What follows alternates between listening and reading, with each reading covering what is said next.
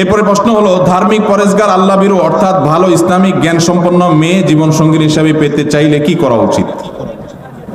ভাইরা আমার, যুবক যারা বিবাহ করেন নাই, দিনদার ভালো পাত্রীকে যদি জীবন সঙ্গী হিসাবে পাইতে চান তাহলে আপনার নিজেকে ভালো হইতে হবে।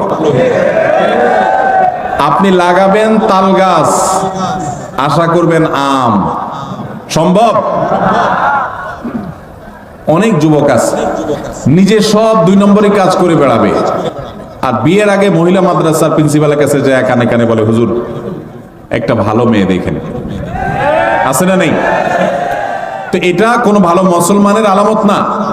আপনি নিজে ভালো হওয়ার চেষ্টা করেন, এটা হলো ভালো মেয়ে পাওয়ার সবচেয়ে বড় উপায়। নাম্বার 2, সূরা ফুরকান আয়াত নম্বর 74, রব্বানা হাব লানা মিন আজওয়াজিনা ওয়া যুররিয়াতিনা কুররাতা আয়ুন ওয়াজআলনা লিল মুত্তাকিনা ইমামা। বেশি বেশি পড়বেন, আল্লাহ নেককার জীবন সঙ্গী যেন পাই, এই দোয়া বেশি বেশি পড়বেন। সূরা ফুরকান আয়াত নম্বর কত?